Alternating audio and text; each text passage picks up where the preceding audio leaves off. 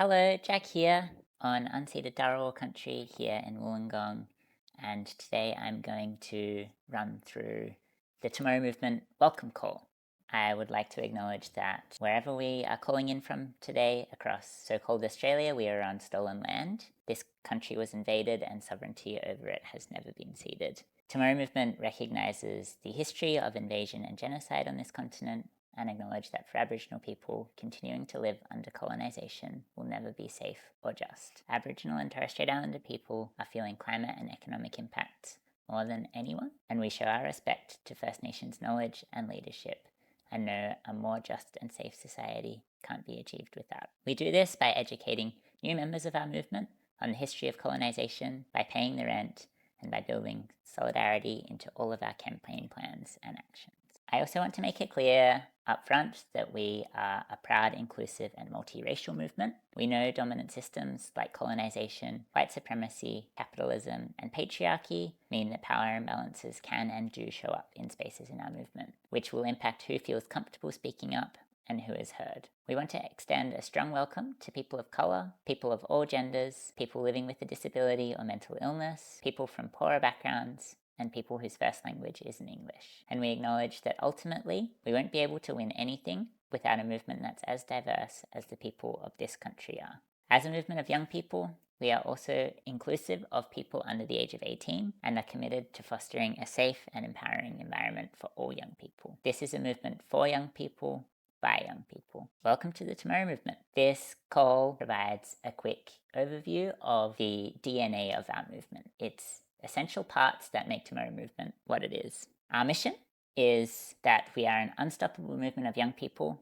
fighting for a society with good jobs, great public services, and a safe climate for all. We are organising young people all over the country to fight for a tomorrow that works for everyone, not just big business. So Tomorrow Movement came from the idea that by building a mass movement of young people, we can take on big business and fight for a future that addresses the climate crisis and economic insecurity at the same time. And this movement was started in 2020 by a group of everyday young people who saw the need for an unstoppable youth movement to change the political possibilities that existed in so-called Australia at that time. The essential parts that we're going to run through today are part of what's called the Tomorrow Movement DNA. These parts, titled Story, Structure and Culture and Strategy, are interconnected instructions for Tomorrow Movement. They're the things that make our movement what it is. These parts were constructed just before Tomorrow Movement launched at the end of 2019. We're going to focus on story a little bit first up and then on strategy. At Tomorrow Movement, we believe that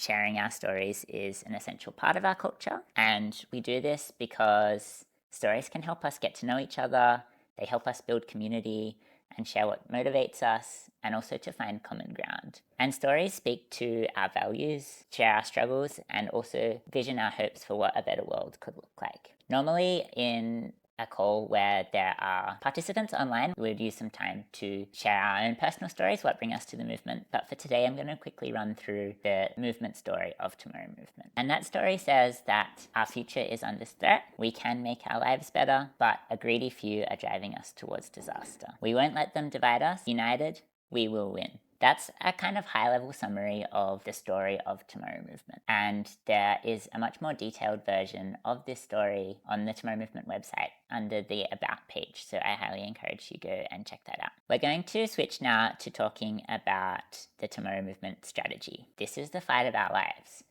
Young people right now are facing the worst of the climate and cost of living crises across the board. So many young people I know and people in our movement do not have work right now and are looking at finishing school or university or TAFE in an economy with very little opportunities and an adequate support system. We grow up in old rentals where we freeze in winter and faint from heat stroke in summer. And the inequality around living conditions gets worse the more intersections you look at. Young people aren't just facing the worst of the climate crisis. The pandemic and the cost of living crisis have shown us that we're facing the worst of the economic crisis too. And at this time, when young people are up against all these challenges, we don't even have a government that is ambitious enough about solving one crisis, let alone multiple cascading ones.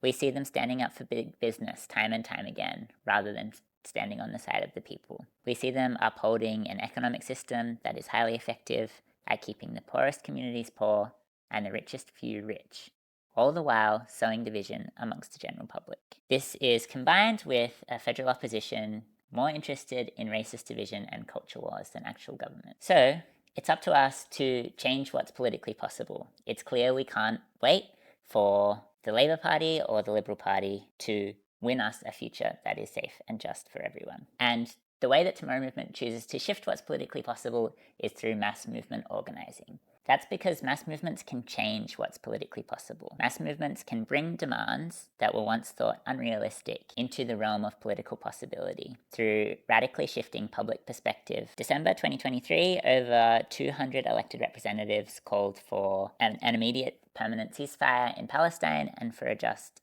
and lasting peace, as well as recognition of Palestinian statehood. Without the massive social movement of folks showing up in solidarity with the Palestinian cause, these elected representatives wouldn't have been able to call for this publicly, although I want to acknowledge there's varying levels of progress depending on the place. I also want to point to the Black Lives Matter movement, where the idea of defunding police went from being an unheard of concept to a very common phrase and idea in public debate. This is because mass participation in the BLM movement managed to shift the political possibilities and make space for new ideas to become possible.